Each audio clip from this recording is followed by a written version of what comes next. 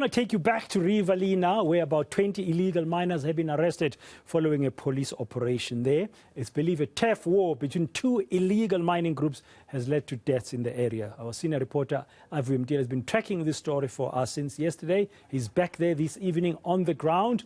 Aviwe Mtila, what's the latest you can tell us? We saw General Zulu earlier and the specialized police unit on the ground in trying to tackle the scourge of illegal mining that has made the people of Riverlea very angry.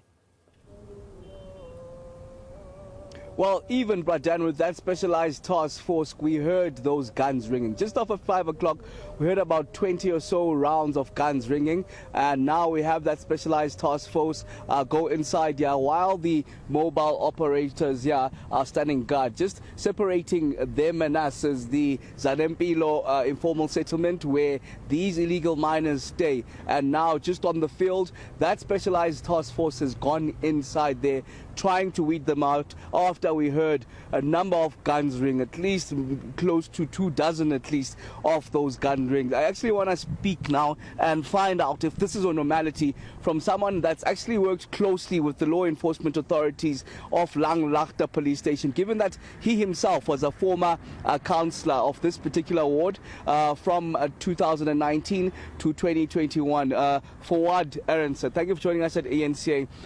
But I just want to get your sentiments. If this is happening so brazenly in front of the specialized task force, do you even have hope that the police will be able to get, a grip on it?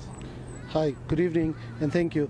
Not really, because as a community, our main plea was that we would love to see SANDF coming to our area, and just to help the police. But I don't think the police itself, SCPS itself, won't be able to stop this.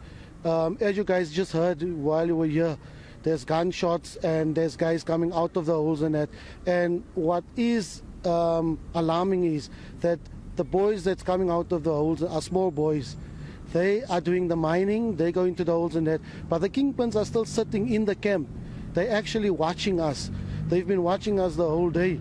And we as a community, we don't have faith in Langlaagte police station, and that's why we requested from provincial, and we've spoken to the provincial spokesperson, Brigadier Paramel, we've spoken to our line Brigadier Kubeka, and we said we do not want Langlaagte here because they can't handle this volume. I was about to ask about the Langlaagte police station. It's hardly 500 meters away from exactly where we are, and where we are is where those bodies were found on Sunday. What's your interaction and experience has been while you were councillor? Okay, the response of Langlaagte is very poor. We wait hours for them, and you get all sorts of excuses. There's no vehicles, there's no manpower, and me serving as the previous chairperson of the CPF before I became the councillor, it was the same excuses, but we sat in the same meeting with the cluster commander, and he's a dispatcher. How many times he dispatched new vehicles to Langlaagte? He even said to the station commander, if you have people that's going off shift or that's sick, call in sick, you replace them immediately. You make sure you service the community first. And that doesn't happen at Langlaagte, and that's why we were stern as a community.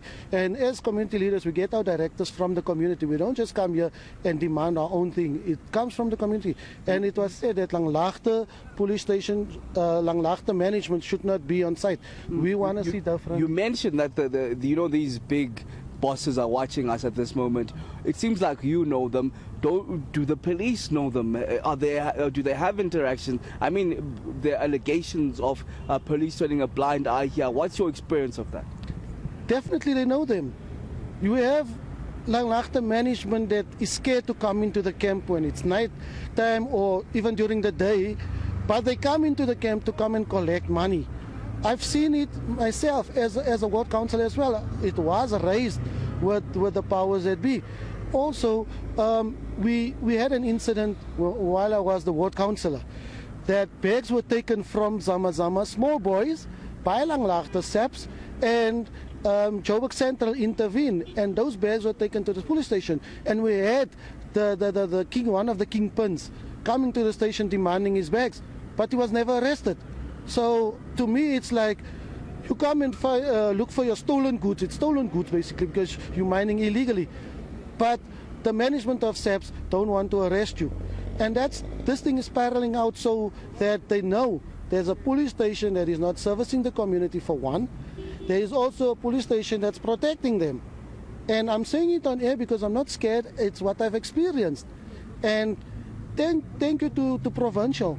Thank you to the Minister. Firstly, to the Minister for hearing our call, and he sent out his forces. And this operation is the first operation I've witnessed that, to me, for the whole day being here, it's been successful. It could have been much better if only we had the relevant departments, which is your Home Affairs, which is your Housing, so that we can deal with this matter and get this squatter camp removed. We need to flatten this land. It's not conducive for living. And we're only sitting with about 15 to 20% South Africans in this camp, and they're fearing for their lives. Where do we have our own residents, our own citizens, going to bed at 5 o'clock and 6 o'clock in the evening because they're scared? All right, thank you. That's the former councillor here, of course, being his tenure coming 2019 to 2021. Those squatter camps are the very squatter camps that are the bone of contention. That's where 80% of the people that live there are foreign nationals, undocumented. This coming from the current councillor, also coming from the MMC of Community Safety. Only understand that about 15 to 20% of the people that stay in these squatter camps are actually South Africans. They're problematic, as we do understand. They house these very illegal miners. And just down the road is where this Langlagta police station is, not far from here.